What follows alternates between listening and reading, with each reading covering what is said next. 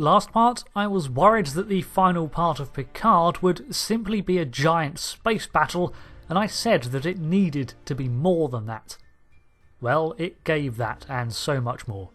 I'd say I expected about 50% of the things that happened in this episode, but the other half, loved it. Hi, Rick here, and with a review of Star Trek Picard's finale of the Season 1, Et in Arcadia Ego Part 2, with spoilers ahead. To begin with, the whole plotline about AI coming from beyond the galaxy to eradicate all organic life was completely sidelined in favour of what was ultimately a more emotional tale about Soji's humanity and Picard. It was the grand focus of the first half, to be sure, but it was really the final sections where the real weight lay. This was a good choice. Rather than it all culminating in a battle to save the universe, it came down to the emotional actions of a few central characters. Seven and Nerissa's showdown is addressed later on as something that Seven regrets doing for a second time, while most of the limelight goes to Picard and Agnes Jurati. Even Narek plays a more prominent role in the finale, than Nerissa does, matching their roles throughout the TV show. He spouts the mythological origin for the end of the world scenario that the Zhat-Vash have associated with the admonition. Their mythology tells of Gan Modan, an Armageddon, a tale that dates back before their ancestors arrived on Vulcan.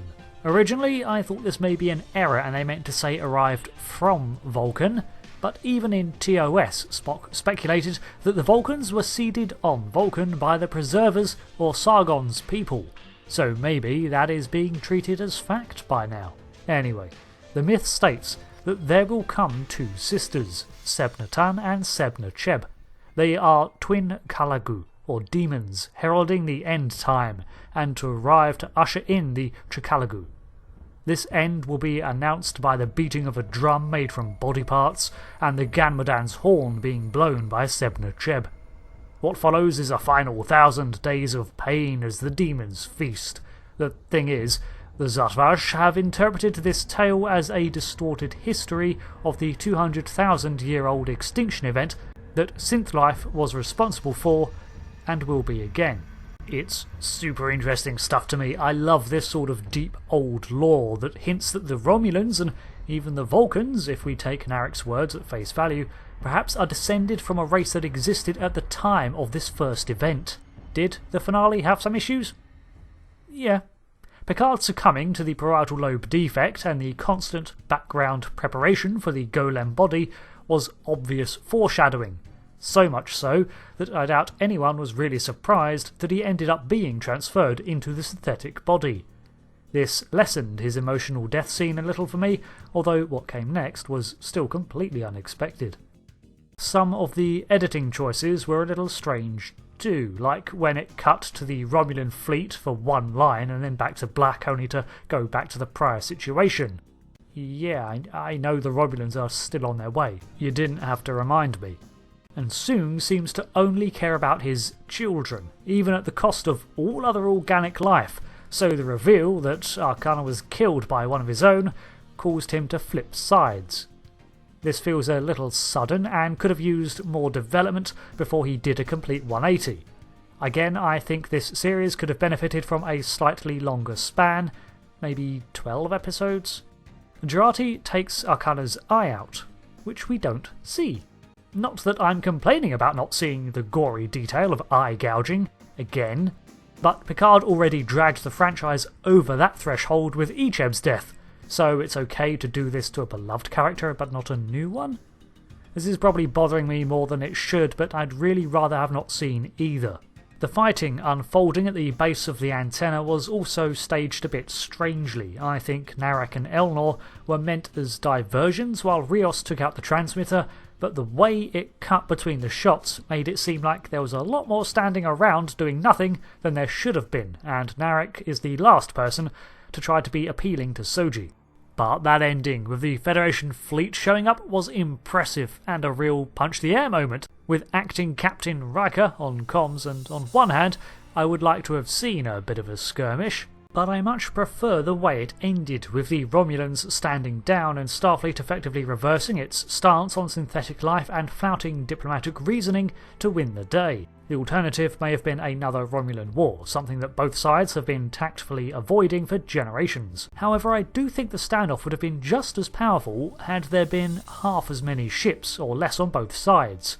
218 so-called warbirds necessitated an extreme number of Starfleet ships in response, and it raises several questions in hindsight. This cannot be the fleet that was originally sent to rendezvous with Picard, so Starfleet managed to amass such a vast amount of ships within a day of receiving Picard's message. We get to see plenty of Zheng He ship designs, and they do have two warp nacelle varieties, but are clearly the same type overall, as Riker refers to them under the umbrella term.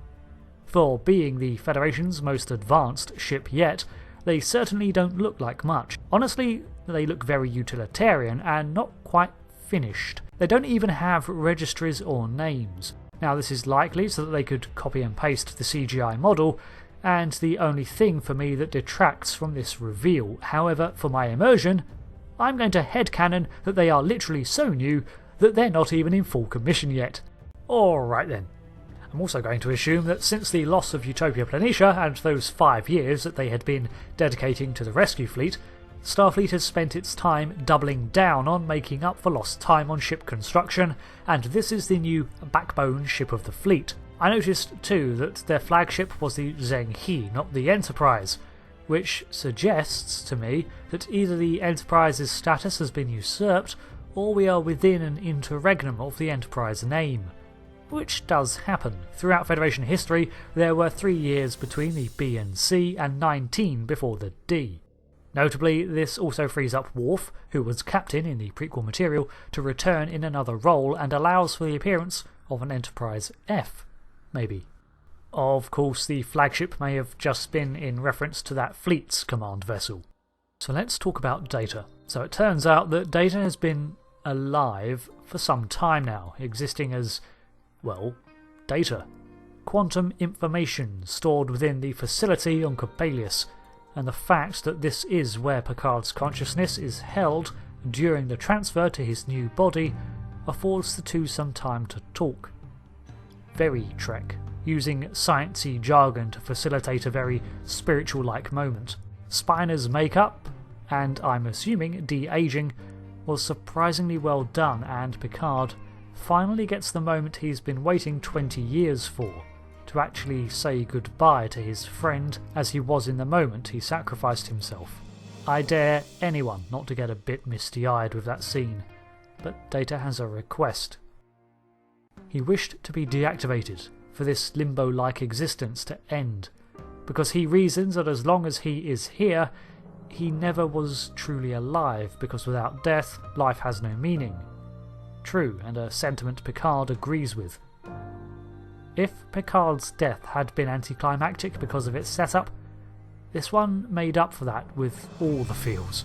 Data's aging in his mind space as he pictured his younger captain standing by him in his final moments was a very human end. I also appreciate the discussion with the others about Picard's new existence as a synth. The whole mind transfer scene makes it as strong as possible that this is 100% Jean-Luc Picard's mind, not a clone or a copy, and if I can hand-wave away the transporter, I can accept this. I was worried we'd have a synth like Soji on our hands, but this new body is basically a human replica. No abilities and no immortality to Picard's relief. I wonder if this miraculous technology will be touched on in later Trek, or if it will be added to the long list of Starfleet breakthroughs that get forgotten about. Probably the latter, but that's always been a thing in Trek. Can I just say that the ending theme was brilliant too? The orchestral rendition of the Picard opener felt far more Star Trek-y than before, and I think that was the point. Where the series began, in a mournful, sorrowful and darker place, it ended with the more familiar and upbeat notes of Days Gone By. I actually hope that this will be continued on into Season 2 with a refreshed Picard, restored Federation and a happy ending. The tone is markedly uplifted from the series' beginning. So, Picard overall has been an enjoyable ride for me. It was never advertised as a continuation of The Next Generation, but as a new chapter in Picard's life, with him playing a very changed individual. The series respects the lore and the universe of Star Trek for the most part, but with a few retcons here and there that are at least put to good use and are relevant. Where the series shone was in its deeper character moments, when it took the time to address them, but some hectic pacing, brought on by split storylines and overly dramatised dialogue, was a recurring issue. The problem, however, disappears into the latter half of the series, emerging just before the finale again, and it's in the build-up to the end that the show discovers itself, a better balance between incorporating the old and forging ahead with the new. When care and thought is given to the script, it is clear, with some scenes miles ahead of others, and even the divisive inclusion of many a cuss word fits in well at times. Other points in the show stand out as a sore thumb and can come off as an attempt to be edgy, which for me is really not where the strength of this series lies. The series is about bringing Picard out of a dark time and allowing him to find himself once again by, instead of focusing on the past and dwelling, gathering its lessons and imparting them to others. In turn, we see the other characters dealing with issues from the past, and even the primary antagonists are entirely motivated by historical events instead of striving for the best of futures. The past is written, and its lessons are there to mark the way forwards, and we even see the Federation follow this trend too, emerging from a defensive and withdrawn shell into a more familiar stance of being there for others. At least, that's what I see in this series, and when people ask what it was that I liked about it, that is my answer. At times, yes, I was concerned with the direction the series was taking, but when it wrapped, I can honestly say that I enjoyed my time with it, and it ended with a smile for me.